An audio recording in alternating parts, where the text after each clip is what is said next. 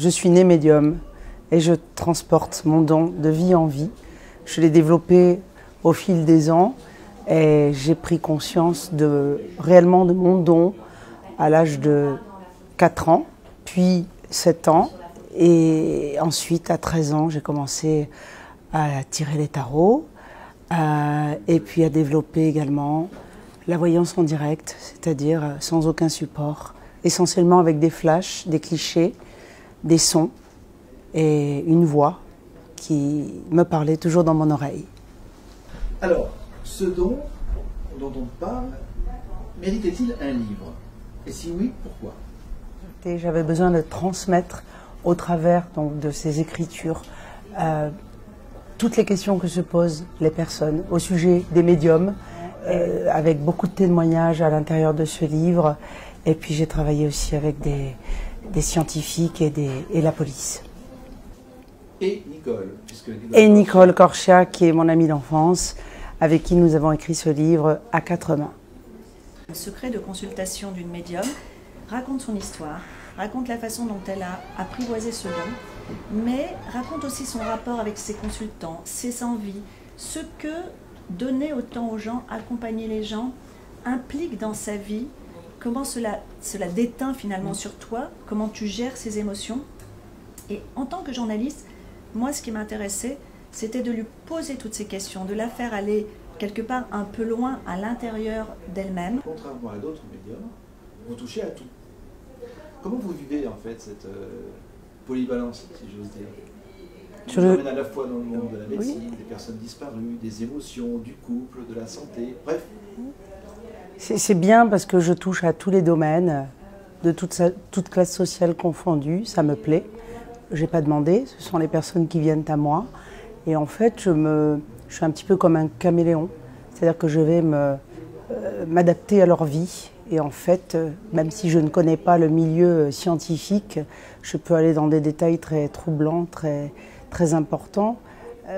D'ailleurs, j'ai aidé des scientifiques pour le cœur artificiel.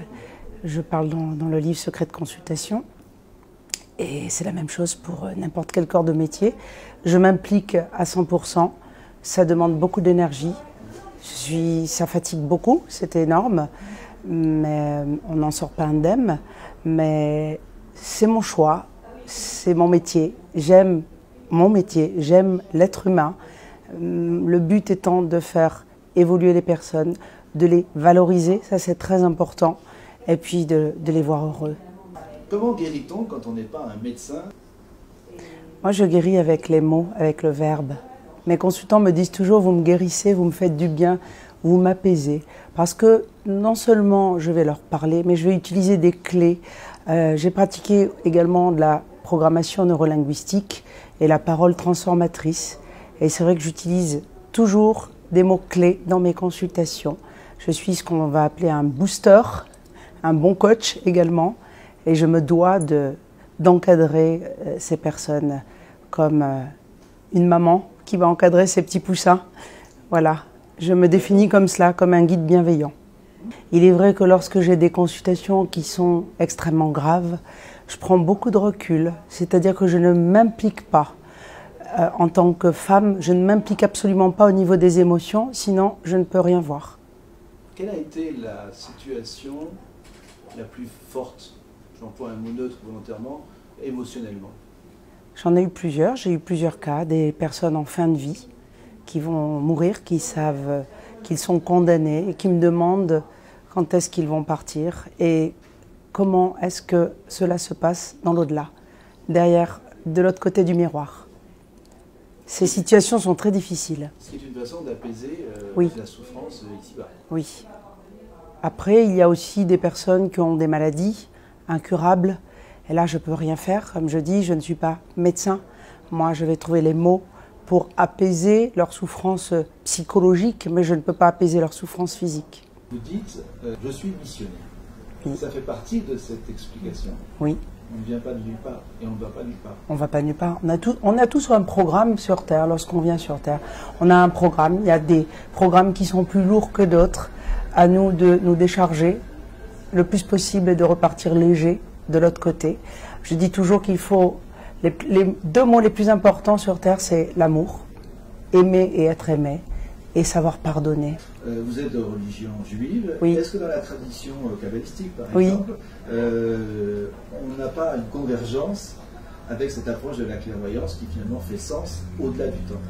Bien, écoutez, moi j'ai eu la possibilité de discuter avec des rabbins. Ils ne sont pas du tout contre la voyance, pas du tout. D'ailleurs, le grand rabbin de France étant un cousin à ma maman, donc il fait partie de la famille, donc c'est quand même assez important. On vient quand même ma famille vient de rabbins, donc j'ai toujours été bercée dans cette ambiance. Aider à retrouver des personnes disparues, en quoi ça fait sens dans votre mission? Je me sens missionnée pour cela.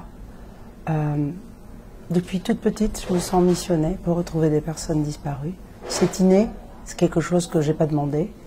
C'est quelque chose qui s'est imposé à moi lorsque j'ai essayé de retrouver cet enfant qui est venu à moi dans mon rêve, qui m'a demandé d'aller le chercher. Mon souhait serait de travailler en collaboration avec la police et pourquoi pas de créer une cellule avec des bons médiums et de faire un petit peu masse et de permettre effectivement d'élucider des affaires non classées. Et je pense qu'on pourrait vraiment, avec les possibilités qu'on a médiumniques et les détails qu'on peut nous donner de l'au-delà, parce que c'est bien de l'au-delà qu'il s'agit, on pourrait faire avancer pas mal de choses. En conclusion, qui est Joseph? Joseph, c'est mon guide. C'est mon guide depuis des millions d'années. Il est venu avec moi dans cette vie-là. Il est là depuis ma naissance. Et c'est un guide bienveillant. Je l'aime. Je l'aime vraiment. Il le sait.